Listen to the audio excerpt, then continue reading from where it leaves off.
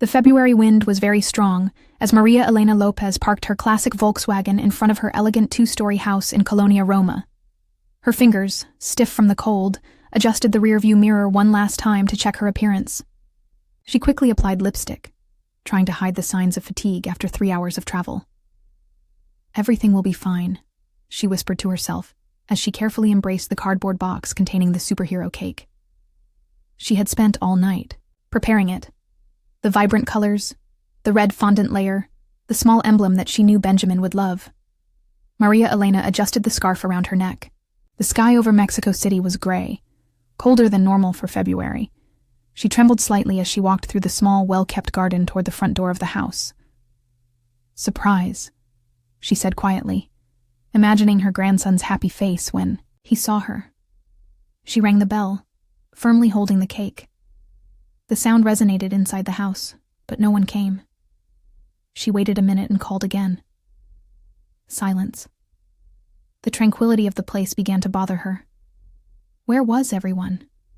Benjamin would have turned 5 today. Surely they wouldn't go out on his birthday. After the 4th unanswered ring, Maria Elena placed the cake on the stone bench in the garden and took her cell phone from her pocket. With fingers trembling from the cold and anxiety, she dialed her son's number. Adrian answered on the 3rd ring. His voice sounded tense and hurried. "Hello? Adrian, dear, I'm at your door. I came to bring Benjamin the cake, but nobody is answering and—" "What? Mom?" His voice changed to a dry, almost irritated tone. "I'm out. At work. You can't just show up like this." Maria Elena felt a tightness in her chest. "But it's Benjamin's birthday. I made the superhero cake he wanted so much. I thought it would be a pleasant surprise." "A surprise?" Adrian let out a deep sigh. "You should have called ahead. Marcella took Benjamin on a school trip. We won't be home until late." "But why didn't you tell me about the trip? I could have come another day, or—" "It's just a cake, Mom," Adrian interrupted coldly. "Stop being dramatic." "Can I talk to Marcella then?" Maria Elena asked, trying to keep her voice steady. "Maybe we can meet later and—" "Marcella is busy. I am too. It's just a cake, Mom. Don't bother me. I have a meeting now. Son, I drove 3 hours to—" Silence. The call had ended. Maria Elena stood still, with the phone still in her hand and the cold wind ruffling her gray hair. The rejection hurt more than the cold. She looked at the cake on the bench. The superhero emblem now seemed sadly ironic. What kind of superpower could heal this moment? Her eyes burned with contained tears. She sat down next to the cake, her legs suddenly weak. What had happened to her son? That sweet boy who used to eagerly await her visits now treated her like a nuisance. The door of the neighboring house opened, and a silver-haired lady appeared, watering some potted plants. "Is everything okay, dear?" the woman asked upon seeing Maria Elena sitting on the bench. "Yes, I'm waiting," she replied, discreetly wiping away a tear. The neighbor nodded kindly. "Would you like to come in and have a coffee while you wait? It's cold out here." Maria Elena hesitated, looking once more at her son's silent house. She remembered Benjamin's previous birthdays, how he would run into her arms, how his eyes would light up when he saw the cakes she made. "Thank you, but I think I'll leave," she finally responded, standing up. It seems there was a misunderstanding. As she picked up the cake, part of the fondant came off, deforming the superhero's cape. The small defect was enough for the tears to finally flow. "Are you sure, dear? You don't look well." Maria Elena breathed deeply, feeling for the first time the bitter taste of rejection like a slow poison. She had driven 3 hours, had stayed up all night making the perfect cake, and hadn't even received a warning that no one would be home. "I'm fine," she lied, regaining her composure. Some surprises simply don't turn out as expected. She walked slowly back to the car, the cake weighing much more in her hands than it actually weighed. She placed it carefully on the passenger seat and observed the house for a moment, hoping, perhaps, that the door would magically open, that her son would appear and apologize, that her grandson would come running to hug her. But the house remained silent, indifferent to her presence, to her disappointment, to her broken heart. Maria Elena started the car. The journey back would be long and lonely. As she drove, she thought about what she would do with the cake. Perhaps she would leave it at some shelter along the way. Someone, somewhere, might appreciate the gesture that her own family had so coldly rejected. And as Colonia Roma faded in, the rearview mirror, Maria Elena swore to herself that this would be the last time she would appear without notice. The last time she would expose herself like this. The last time she would confuse distance with disinterest. The bitter taste of rejection would last much longer than the sweet taste of the cake that no one would taste. Maria Elena's car wound through the colorful streets of Coyoacan, with trembling, hands on the steering wheel not only from the increasingly intense cold. Tears clouded her vision and forced her to stop several times. The cake on the passenger seat had lost more of its frosting, the superhero cape now unrecognizable, a perfect metaphor for how she herself felt. Something didn't make sense. Adrian had never lied like this before. A school trip? On Benjamin's birthday? Her maternal intuition screamed that there was more to the story.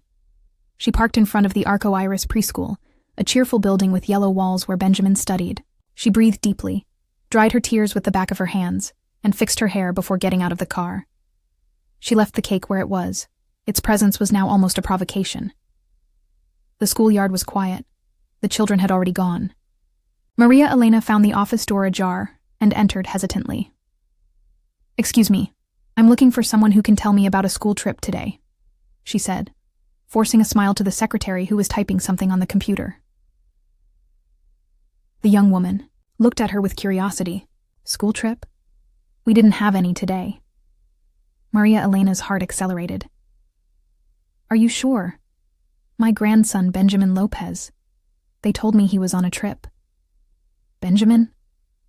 Oh, he left early today. His father came to pick him up for the birthday party," the secretary replied naturally. "It must have been a beautiful celebration." Maria Elena felt the floor disappear beneath her feet. Birthday party? So there was a party, and she, the grandmother who had traveled 3 hours to surprise her grandson, had not been invited. "Thank you," she murmured, leaving quickly before the tears could flow again. As she returned to the car, she heard a familiar voice calling her name. "Maria Elena? Is that you?" It was Doña Carmen, a lady who lived on the same block as Adrian, and whom she had met on previous visits. Carmen was carrying shopping bags, and seemed genuinely surprised to see her. "Carmen, it's good to see you," Maria Elena greeted, trying to disguise her emotional state. "I didn't know you were coming to little Benjamin's party. I saw Adrian picking him up from school this morning. They were so excited." Maria Elena felt as if each word was a needle in her heart. "Adrian was here today? Wasn't he in Monterey for work?" Carmen seemed confused. "Monterey? No. He's been home all week preparing the surprise party. He invited several children from school.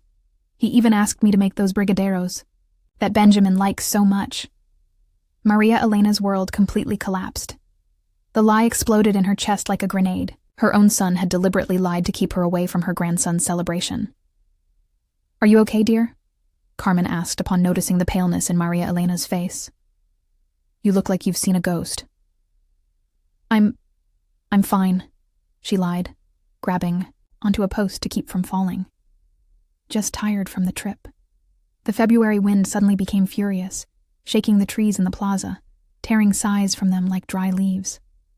Maria Elena sat on a nearby bench, unable to remain standing any longer. "Something's happening, isn't it?"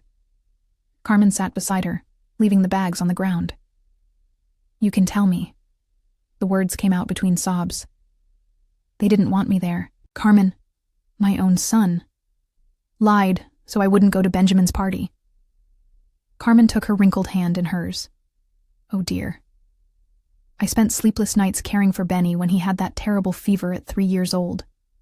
Remember? Adrian and Marcella were desperate. They didn't know what to do. I spent an entire month helping them. And now they treat me like a stranger. The cake in the car, once a promise of affection and celebration, now became a bitter symbol of concealment and betrayal." Maria Elena felt something move inside her. Not just sadness, but indignation. "Do you know where Marcella's parents' house is?" she asked suddenly. Carmen seemed surprised by the change in tone. Yes, on Aguacate Street near the market. Why? That's where the party must be, said Maria Elena, standing up with new determination. And I'm going there. Are you sure? Maybe it's better to wait. Call again and try to find out what— No, interrupted Maria Elena, her eyes now dry and bright. I won't stand by while my grandson grows up thinking his grandmother doesn't care about his birthday. Something inside her had ignited like an ember on another. I may not be welcome, but I have the right to know why. Carmen gently squeezed her arm. Calm down, Maria. Things are not always what they seem. But Maria Elena was already walking, determinedly towards the car. The wind had changed, and with it, something fundamental in her heart. That Shy and Co. Maria Elena took the deed and held it against her chest. I'm going to do what I should have done a long time ago. Prove my worth. The forgotten cake in the kitchen, now completely disfigured, would be the last gift she would offer without receiving anything in return. From that moment on, Maria Elena Lopez would demand the recognition she deserved. Lupita observed her friend with some concern. Be careful, Elena. Sometimes, when we discover our power, we can do more harm to ourselves than to others. I don't want to harm anyone, replied Maria Elena, carefully storing the deed in a red folder. I just want Adrian to see my true self, for Benjamin to know that his grandmother never forgot him. After Lupita left, Maria Elena looked at her watch. 9:30 in the morning. She picked up the phone and called a number she had kept for years. Dr. Gutierrez's office, good morning. Good morning. I'd like to speak with Dr. Gutierrez. Tell him it's Maria Elena Lopez. After a few minutes of waiting, a deep voice sounded from the other end. Maria Elena. What a pleasant surprise. How long has it been? 5 years? 7, Ricardo. Since you helped me with the will, I need your services again. It's urgent. Of course. When do you want to come to the office? Right now, if possible. The silence on the other end indicated surprise. Maria Elena had never been an impatient person. Luckily, I have a free slot until noon. Come, I'll wait for you. Maria Elena prepared quickly, putting on her best gray suit, a piece she saved for special occasions. She collected the colored folders, the deed, and the notebook. For a moment, she stood looking at the ruined cake. With a sudden decision, she took a photo of it with her cell phone. 40 minutes later, she was sitting in Dr. Ricardo Gutierrez's elegant office in Zona Rosa.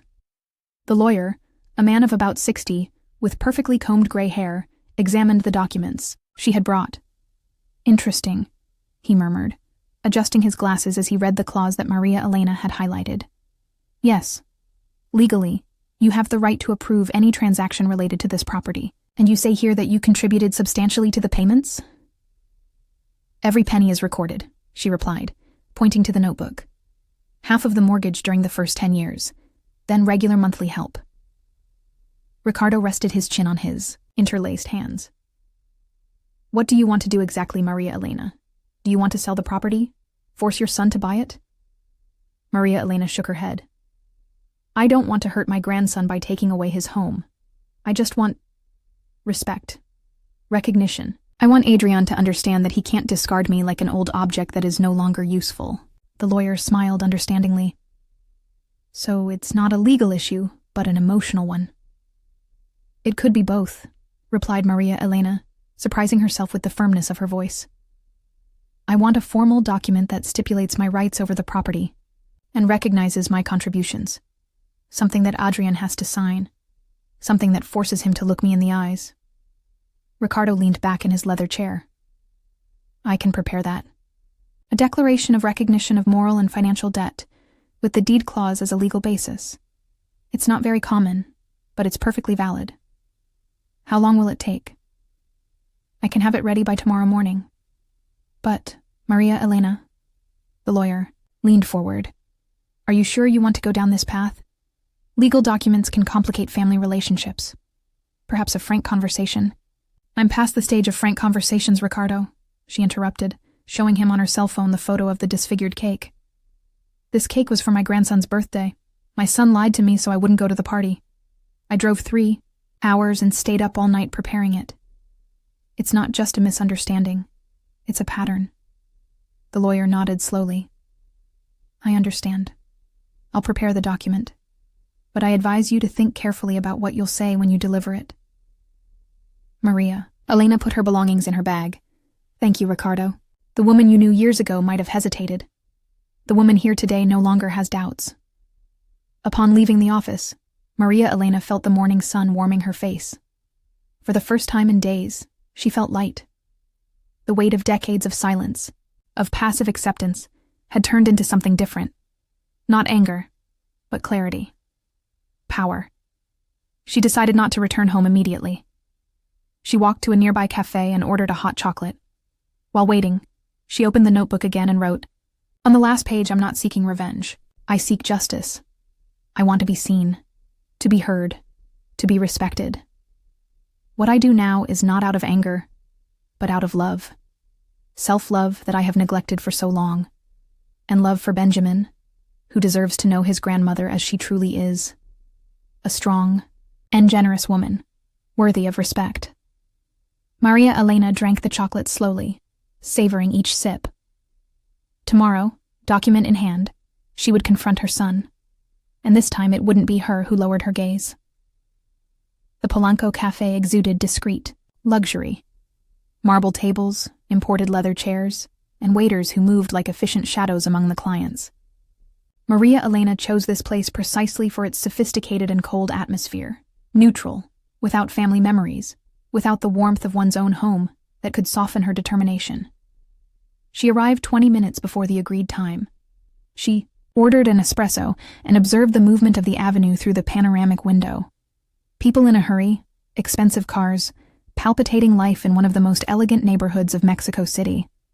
So different from her colonia Tlalpan, with its tree-lined streets and more relaxed rhythm. She saw Adrian park across the street.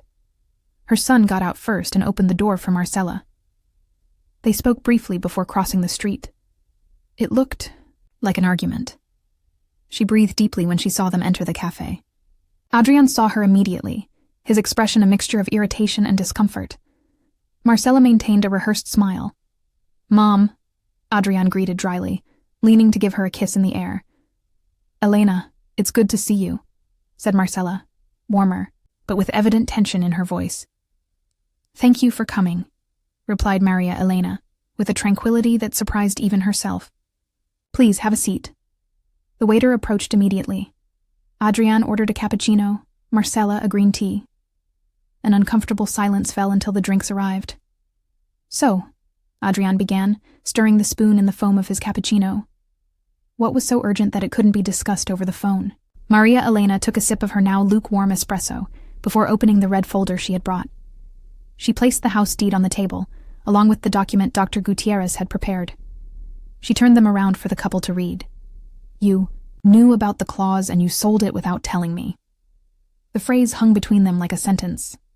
Adrian's face visibly paled. Marcela froze with her cup halfway to her mouth.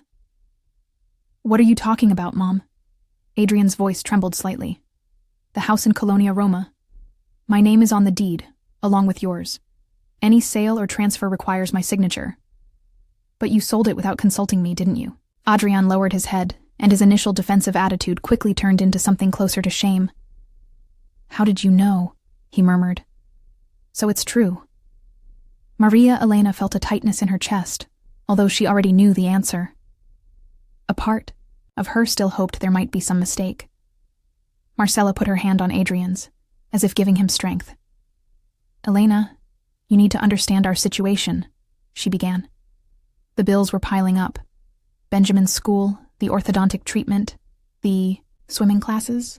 We were trying to make it all work, but... "Benjamin's school?" interrupted Maria Elena, with a calm but firm voice. "The same school where they told me there was no field trip on his birthday?" The couple exchanged looks of surprise. "You went to the school?" Adrian asked incredulously. "Yes. After you told me Benjamin was on a school trip, I discovered that not only was there no field trip, but you picked him up early for his birthday party, a party to which I wasn't invited." Adrian closed his eyes for a moment, as if searching for words. "Mom, you don't understand. We're under a lot of pressure. The mortgage, the debts. We had to sell the house. We got a good price, but we needed to act quickly. An interested buyer, a once-in-a-lifetime opportunity. And forging my signature was also a once-in-a-lifetime opportunity? Maria Elena's voice cut through the air like a knife. It wasn't exactly like that, protested Marcella, her face now red. Adrian simply adapted your signature from an old document. It was wrong, yes, but we were desperate. Desperate enough to exclude me from my grandson's life? Desperate enough to lie to me about Benjamin's birthday? The party? Adrian sighed deeply. It was Marcella's parents' idea. They insisted on organizing it, they paid for everything. We knew you would come if you knew, and what? I would embarrass you? Remind everyone that the house you illegally sold has my name on the deed? Marcella tried again, with a softer voice. We just wanted to alleviate the financial pressure, Elena. Give Benjamin the best. Give him the opportunities we didn't have. Maria Elena felt a wave of tiredness. How many times had she heard this? Justification? How many times had the idea of the best for Benjamin been used to make decisions that excluded her? Alleviating financial pressure doesn't justify lying, she finally said. It doesn't justify excluding me. It doesn't justify denying Benjamin the right to know that his grandmother loves him and cares for him. Silence fell heavily on the table. The coffee grew cold in the cups and was forgotten. Maria Elena's hands trembled slightly, not from fear, but from contained emotion. What do you intend to do? Adrian finally asked, in a low voice. Are you going to report us? Cancel the sale? Maria Elena looked at her son. Really looked, trying to find in that 42-year-old man the child she had once held in her arms. I'm not going to do any of that. I've already drafted a retroactive authorization for the sale, with the help of a lawyer. She pushed the second document towards them. I just want one thing in return. What? Asked Marcella, visibly relieved. Respect. A place in your lives, in Benjamin's life. No more lies, no more exclusions. And, she hesitated a moment, I want Benjamin to spend 1 weekend a month with me, so we can create memories together. Adrian. And Marcella looked at each other, something like shame passing between them. Okay, Adrian finally accepted. That seems fair. Maria Elena nodded, storing the documents in the folder. She placed an envelope on the table. What is that? Asked Adrian. The photo of the cake I made for Benjamin. The cake that fell apart while I waited for you in front of your house, thinking you were on a school trip. Marcella opened the envelope, looked at the photo, and passed it to Adrian. Something seemed to break in his expression. Maria Elena stood up, left enough money to pay for all the drinks, and smoothed her coat. Don't come asking for forgiveness. Show it with your actions. Benjamin deserves to know his grandmother. I deserve to know my grandson. As she left the cafe, the cold February wind caressed her face. Maria Elena breathed deeply, feeling a weight lifting from her shoulders. She had used her voice. She had expressed her truth. In the process, she regained something much more valuable than property: her dignity. The Civil Court of Mexico City was a bureaucratic maze of long corridors and identical doors. Maria Elena firmly held her red briefcase as she climbed the worn marble steps. Inside, the air smelled of old, paper and cheap coffee. Protocol number? Asked the employee behind the service counter, without looking up from her computer. I don't have one yet, replied Maria Elena. I'm here to file a precautionary action. The woman sighed, as if she were hearing this for the 1,000th time that morning. Form AJ-42. Please complete it and return it to the queue. The form seemed endless. Maria Elena sat on one of the uncomfortable benches and began to fill in each field with meticulous care. Beside her, an elderly lady struggled to understand the instructions. Is it always this complicated? The woman asked, whose accent revealed her rural origins. Maria Elena smiled kindly. Yes, unfortunately. They want to tire us out even before we begin. I'm here for the 3rd time, sighed the lady. My son sold my house without permission. Maria Elena felt a chill. I'm here because of my son, too. The two exchanged looks of mutual understanding. There was something comforting in not being alone in her struggle. When she finished filling out the form, Maria Elena returned to the counter. The same employee analyzed the documents, stamped them with unnecessary force, and handed over a protocol. Your precautionary measure is registered. The property will be blocked for 48 hours until the preliminary hearing, the woman explained, in a monotonous voice. Please present yourself tomorrow at 10 a.m., room 307. Thank you, replied Maria Elena, feeling a mixture of relief and apprehension. It was late when she left the courtroom, but something had changed in her behavior. She walked upright along Calzada de Tlalpan, no longer stooped by the weight of submission. The noise of traffic, the vibrant colors of the shops, the movement of people. Everything seemed more alive, more intense. For the first time in a long time, she felt she had control of her destiny. At the corner, she stopped at the kiosk where Don Julio had been selling coffee and tamales for decades. Miss Elena, exclaimed the white-haired man. It's been so long. The usual? Yes, please. A coffee with cinnamon and 2 chicken tamales. Don Julio prepared the order with the agility of someone who knows his craft. I feel different today. More, present. Maria Elena smiled. Maybe it's because I'm finally there for myself, Julio. She sat on one of the plastic stools and savored each bite of tamale, each sip of sweet coffee. Small pleasures that once went unnoticed now tasted like freedom. It was then that she saw Marcella on the other side of the street, coming out of a store. For a moment, their eyes met. Marcella quickly looked away, pretending not to have seen her mother-in-law, but her face already revealed everything. The guilt etched in her expression. The discomfort of someone who knows they've done something wrong. Maria Elena felt no anger, only a strange peace. Whatever happens from now on, she had regained her voice. She finished her coffee and decided to pass by Benjamin's preschool. Not to confront anyone, just to see her grandson from afar. Perhaps to remind herself why all this effort was worthwhile. The children were in the yard, enjoying the last minutes before leaving. Maria Elena stood on the sidewalk, looking through the fence. She searched for the familiar face among so many others, until... Grandma! The childish shout took her by surprise. Benjamin ran towards her with a colored paper swaying in his hand. The teacher, alarmed, tried to reach him, but the boy was already at the door. Benjamin, wait! You can't leave! The teacher called. It's my grandma, explained the child, with eyes bright with joy. Grandma, I made this for you. Between the bars of the fence was a drawing made with crayon, colored flowers and what looked like a cake with a candle. For Grandma's cake, he explained proudly. The teacher said we could draw the coolest thing in the world, and I drew your superhero cake. Maria Elena felt her eyes fill with tears. How did he know about the cake? Perhaps Adrienne or Marcella mentioned it. Or perhaps love simply knew. It's beautiful, my heart, she said, taking the drawing carefully. It's the most beautiful gift I've ever received. The teacher approached, visibly relieved to recognize Maria Elena from the school's file photos. Mrs. Lopez, what a surprise, she said. Benjamin talked about you all day. He said his grandma makes the best cakes in the world. Yes, confirmed Benjamin, jumping. And Mom said I'm going to spend a whole weekend at your house. Are we going to make a cake together? Maria Elena felt her heart expanding. So Marcella had already spoken to him about the deal. Of course we will, my love. All the cakes you want.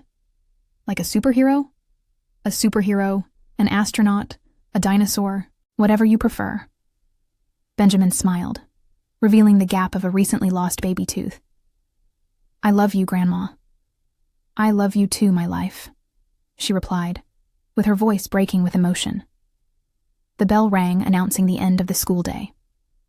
The one, teacher kindly called Benjamin. He waved energetically as he ran inside and shouted, See you soon, Grandma. Maria Elena stood still, looking at the drawing she held in her hands. Colored flowers framing a crooked cake with a single candle.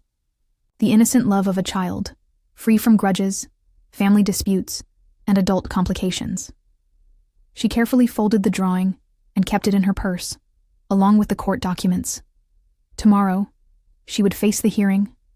Tomorrow, she would fight for her rights.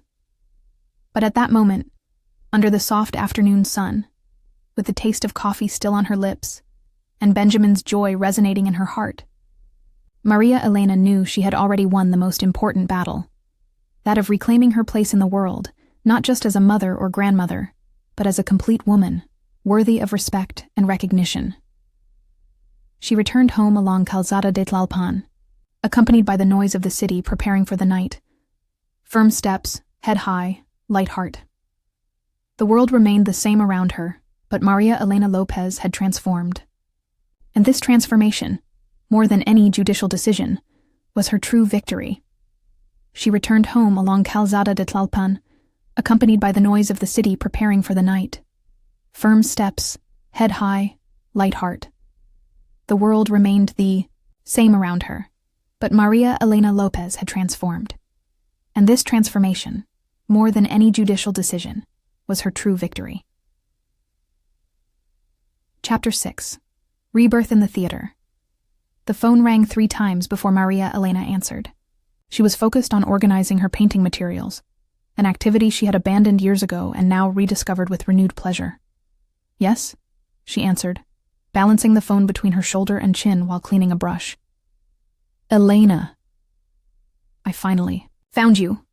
Diana Valenzuela's excited voice sounded from the other end. "I've been thinking about you all week." Diana had been her companion in the scenography department of the Teatro de la Ciudadela before Maria Elena left to care for her sick husband and then her grandson, a friendship that time had faded, but never completely erased. "Diana, what a pleasant surprise," she replied, leaving the brush to hold the phone properly. "How are things at the theater?" "Chaos as always, and that's precisely why I'm calling. You." Diana made a dramatic pause. "We're putting on The House of Bernarda Alba, and our lead set designer broke her wrist. We need urgent help, someone with experience. I thought of you immediately." Maria Elena felt her heart accelerate. How many times had she dreamed of returning to the theater, to the smell of fresh paint and wood, to the bustle of backstage, to the magic of creating worlds with her own hands? "I don't know, Diana. It's been so long. Plus, I'm tied up with a legal matter and—" "Please," interrupted Diana. "Just come take a look. If you don't want to stay, we understand. But at least consider it. We need your opinion, Elena. You were always the best on the team." There was a moment of silence as Maria Elena contemplated the unfinished watercolor she had before her, a violet sky over the horizon of Mexico City. It was time to leave the solitude of her apartment, to reclaim the spaces that were left to her. "When should I come?" she finally asked. "Right now," exclaimed Diana, not hiding her joy. "We're all here, struggling with the second act. We're waiting for you." An hour later, Maria Elena pushed the heavy side door of the Teatro de la Ciudadela, the one reserved for the technical team. The familiar smell hit her like a wave. Wood, paint, fabric, sweat. The sounds of hammering and agitated voices echoed in the dimly lit corridor. She instinctively followed the path to the main stage, where a partially assembled structure attempted to recreate the oppressive house of Lorca's play. Diana saw her immediately and dropped a clipboard to approach and hug her. "Miracle! You really came!" she exclaimed, squeezing her tightly. "Come, let me introduce you to Ramon, our director." A tall, thin man with disheveled gray hair made an energetic gesture towards 2 young assistants. Upon seeing Maria Elena, he interrupted his instructions. "So this is the famous Maria Elena," he said, extending both hands to hold hers. "Diana doesn't stop talking about your legendary talent with texture and depth. We need a professional." "Look," Maria Elena felt herself blushing. "I don't know if I can help after being absent for so long, but—" "Nonsense," interrupted Ramon. "It's like riding a bicycle. The trained eye is never lost." Diana brought from the dressing room a navy blue jumpsuit, curiously exactly Maria Elena's size. When she put it on in the small bathroom behind the stage, she felt transported to the past. The last time she had worn a similar uniform had been more than 10 years ago. When she returned to the stage, Diana handed her a toolbox. "Same as always. I kept it for emergencies." Maria Elena opened the box and found her old brushes, spatulas, and precision instruments, each with her initials engraved on the wooden handle. Something reconnected inside her. Without needing instructions, she began to analyze the scene structure, immediately identifying problems of proportion and perspective. She took a hammer and adjusted a panel that was slightly crooked, fixing it with 3 precise nails. Her movements were fluid, as if she had never stopped. "Look at this," exclaimed Ramon to the team. "The precision of someone who knows their craft." Hours passed like minutes. Maria Elena moved around the stage with growing confidence, correcting angles, suggesting textures, solving technical problems that had frustrated the team for days. Her body remembered what her mind had forgotten: the mechanics of spaces, the poetry of volumes, the precise mathematics that underpin theatrical illusion. The end of the day, exhausted but invigorated, she contemplated the transformations her hands had made. Bernarda Alba's house now seemed truly oppressive, suffocating, but also strangely beautiful, as the play demanded. "Your talent is essential for this show, Elena," said Ramon, approaching as the team prepared the stage for the next day. "Not as a casual collaborator, but as an integral part of the team. Tell us you'll stay with us until the premiere." Maria Elena felt a warmth spreading through her chest, to feel needed, to be valued for your specific skills. How long had it been since she experienced that sensation? "I have a court hearing tomorrow morning," she replied, thinking of the house issue. "But I'll be here after noon, if you'll have me." "Perfect," exclaimed Ramon, clapping. "The team will celebrate the news." The next day, after the preliminary hearing where the judge extended the property's block for 30 more days, Maria Elena didn't go directly to the theater. She first passed by Parque Mexico, where she had seen posters about a community gardening course.